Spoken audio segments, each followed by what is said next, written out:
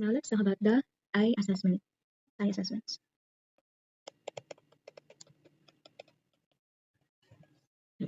Meron tayong visual acuity test, tapos ginagamitan natin siya ng different tools. Visual acuity test. So yung purpose ng test na to is to know the ability of the eyes to distinguish details based on a given distance. So basically, ang visual acuity test, tinatest na yung talas ng paningin mo.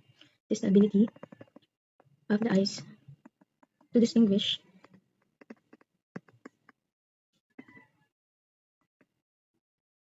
details based on a given distance. Yan. Again, this is yung talas ng paningin. So, under visual acuity test, may mga tools tayo na ginagamit. So, number one is yung Snellen chart. Snellen chart. Tapos, yung Snellen chart, ang ginagawa natin dito is pinapatayo natin yung patient 20 feet away from the chart. Client is the same. 20 feet.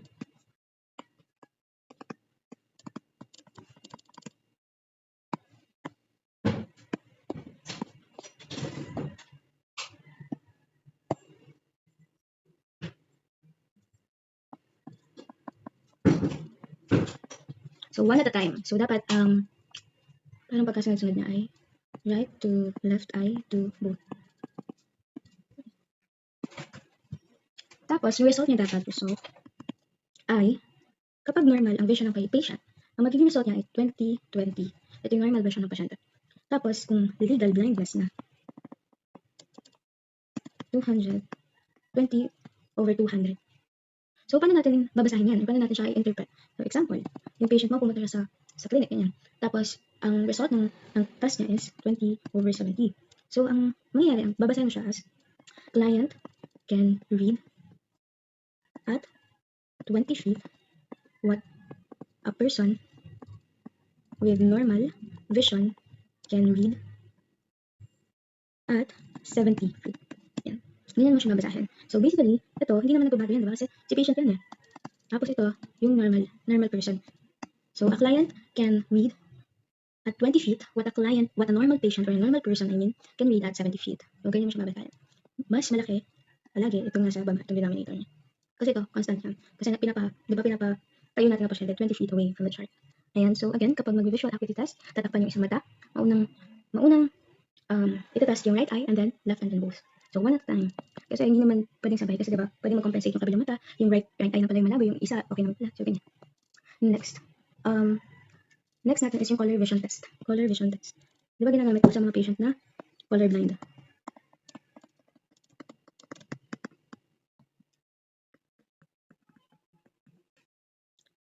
Tapos, meron tayong tinatawag na Ishihara plate. Ito yung plate na ginagamit nila para tingnan if meron ba silang color blindness. So, ito siya. Yan. Makikita niyo yan. Diba, merong 5. Yan, 5 and 7. Ito yung Ishihara plate. Tapos, titingnan mo yan. Kung makakita ang patient mo ng numbers, kapag di niya nakita, possible na may color blindness, may colorblind siya. Room. So, ano ba yung, paano ba natin siya ginagawa? How? Dapat yung room natin, kung saan gagawin is well lit. Well lit. Or, mas better, daylight natin siya gagawin. Or day. Kasi kapag madilim, it could actually alter the shade of the color. Baka hindi maging accurate. Tapos, plates are held at 75 cm away from the patient. Ayan, at 75 cm away. Then, numbers, dapat yung mga numbers na nakikita nilang ng patient dyan, numbers are stated. Dapat sinasabi nila, or nare-read nila within ilang seconds? 3 seconds. Ayan, dapat ganyan natin daan kapag magkakondak ng ganitong test. And then, yung result niya, paano masasabi ng colorblind o hindi colorblind pasyente? Pag normal, dapat nakabasa yung patient ng 10 or more. Nakabasa siya ng 10 or more numbers correctly. Yan. Kapag deficient color vision, nakabasa siya ng 7 or less. 7 or less. Correctly. And then kapag color blind talaga yung patient, or total color blindness, dapat ang mariread niya is 0. Ayan. Yan yung result ng Ishihara plate o yung color vision test. Next, let's move on sa pangatlong diagnostic test na exam na ginagawa natin. fluorescein angiography. Ano bang ibig sabihin nito ng graphy? Yan. Diba? Viewing.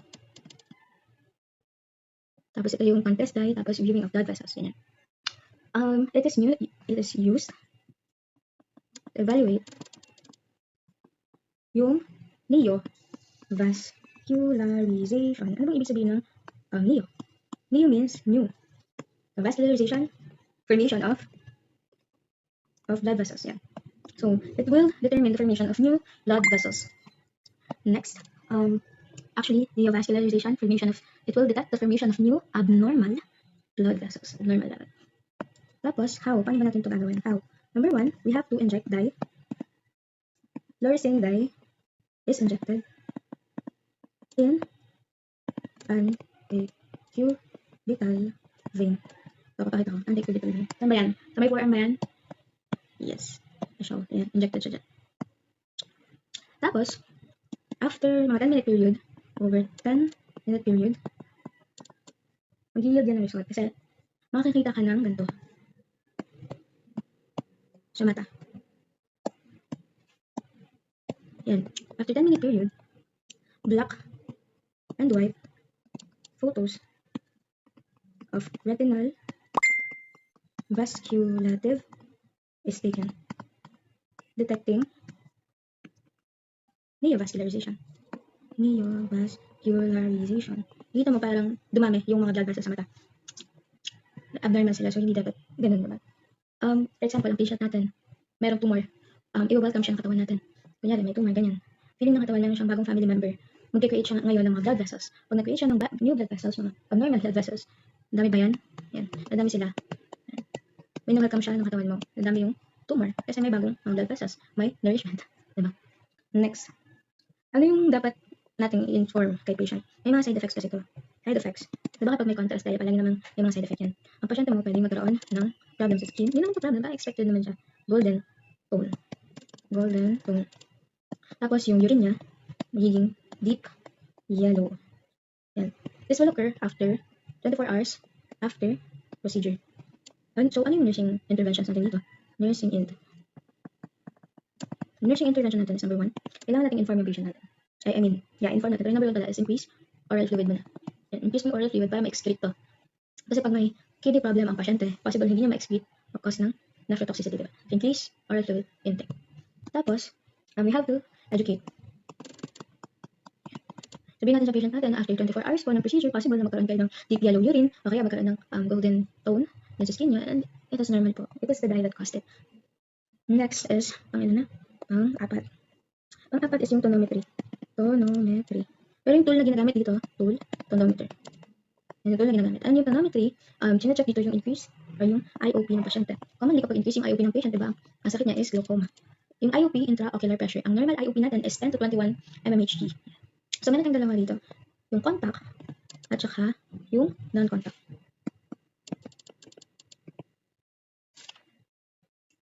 Yung contact natin, painful siya. Actually, kasi, kaya gagamit tayo dito ng topical with topical anesthesia. Due to pain. Tama ba? Pag may pain, magbibigay ng anesthesia. Tapos, anong purpose ng contact? From the word itself, contact, it will flatten the cornea. In contact. It will flatten, it will flatten the cones in contact with cornea. It will flatten the cones in contact with cornea, and the amount ng pressure dun sa contact, the amount of pressure needed para ma-flatten yung cornea, the amount of pressure needed to flatten the cornea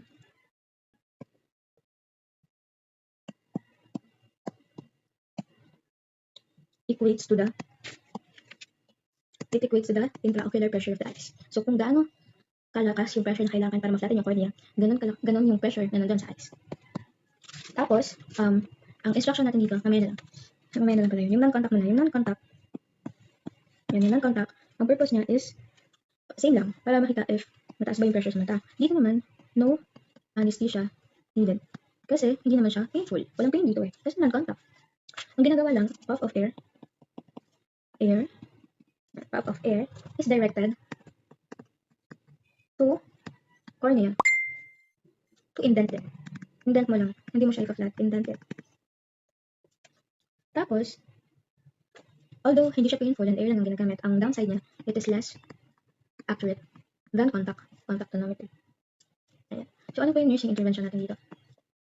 Nursing int. Yung nursing intervention natin sa patient natin na naka-undergo nito, sabihin natin sa kanya na, number 1, avoid rubbing the eyes. Tapos, number 2, document. Document mo yung time, kung kailan mo ginawa yung procedure, time of the day. Bakit? Kasi, number 3, ang intraocular pressure natin, it fluctuates throughout the day. So, kapag morning mo yan kinuha, mataas talaga yung IOP ng pasyente. So, normally, there is an increase in IOP in the morning. So, yung mga nursing interventions, kailangan mong i-state yung time kasi nga yung IOP nagpa-fluctuate siya throughout the day. So, yung intraocular pressure. Next is yung, 4, 5. Yung 5 is Amsler grid. Papakita ko sa inyo. Amsler grid yan. It tests the central vision of the patient. Yung Amsler grid, ginagawa siya sa mga patient na merong macular degeneration. Kasi yung mga patient na may macular degeneration, meron silang central loss of vision kasi ang purpose ng macula ay central vision, di ba? So, paano natin ito gagawin? How? Yan. Yan yung how. Hold itong chart. Kahit saan pwede mong gawin yan. Hold it for 12 to 14 inches away from you. Just, one ruler ba yan? One ruler. Pwede natin i-stop yung patient natin na yung layo ng chart away from him or her, dapat isang ruler. Tapos, cover one eye at a time. Kasi again, kagaya dun sa Snellen chart, possible mag-compensate yung isang mata. What if isang mata lang pala yung may problema, diba? And, ayun, mag-focus dito sa central point. Sabihin kay patient na mag-focus dyan. And then, magkakaroon siya ng distortion. If may problem siya, magkakaroon ng distortions.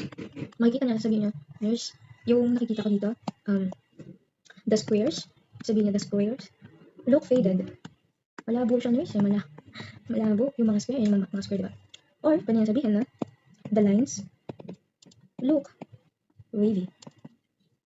Wavy, tapos medyo malabo, diba? Amsler grid.